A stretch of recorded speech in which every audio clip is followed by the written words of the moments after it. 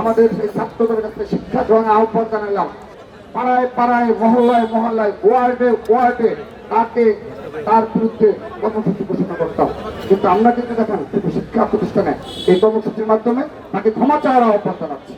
দুই পক্ষের মাঝে যদি কোনো ঘটনা ঘটে থাকে, এমনকি জামাতে ইসলামের যদি কোনো হামলা করে থাকে, তার প্রতিবাদে যদি কোনো এলাকাবাসীও যদি তার প্রতিরোধ করে, যেমন জামাতে আমিরের আসনটা রয়েছে, সেখানে এলাকাবাসী যখন প্রতিরোধ করে তুললেন তাদের এই জামাতে ইসলামের নেতা কর্মীদের বিরুদ্ধে, সেখানেও অহেতুক ভাবে ইচ্ছাকৃতভাবে অস্থিতিশীল বাংলাদেশ গড়ার জন্য আমাদের শীর্ষ নেতার নামে হুঙ্কার স্লোগান দেওয়া হয়। আমরা যৌক্তিকভাবে আমরা প্রতিবাদ জানিয়ে গেলাম, আমাদের সেই ছাত্রদের কাছে শিক্ষা গ্রহণের আহ্বান জানালাম।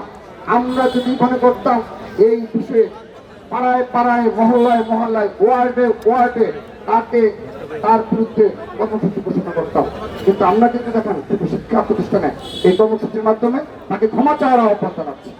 আমরা স্পষ্টভাবে বলছি, আমাদের এই প্রতিবাদের বক্তব্য হলো তাকে অবশ্যই অবশ্যই এই নারীদের কাছে ক্ষমা চাইতে হবে।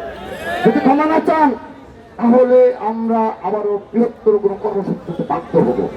আপনি যতই সংবাদ সম্মেলন করে এই 12 ঘন্টা পরে বলেন না পাসওয়ার্ড চেঞ্জ হয়েছে, সেটি এই ছাত্র সমাজ জানে, সেটি বাংলাদেশের জনগণ, সচেতন জনগণ বুঝে গেছে। সেজন্য আপনাদের নিকট আহ্বান জানাচ্ছি, আপনারা অবশ্যই এই জামাতে ইসলামের আপনি অবশ্যই অবশ্যই আপনাকে ক্ষমা চাইতে হবে। এবং আপনারা আপনাদের সাংবাদিকদের সর্বশেষ একটি কথা বলে বক্তব্য শেষ করছি। দেখেন, আমাদের আজকে এখানে যে বক্তারা বক্তব্য রেখেছে, কেউ তাকে তুই বলেও সম্বোধন করেনি, কেউ তাকে নোংরা ভাবে সম্বোধন করেনি, অত্যন্ত প্রাকৃতিক ভাবে আমাদের বক্তারা সব বক্তব্য তুলে ধরেছে। কিন্তু অপরপক্ষে এই তারা যে প্রক্রিয়ায় নির্বাচিত হোক না কেন, তাদের বক্তব্যের ভাষাগুলো দয়া করে আপনারা জানবেন।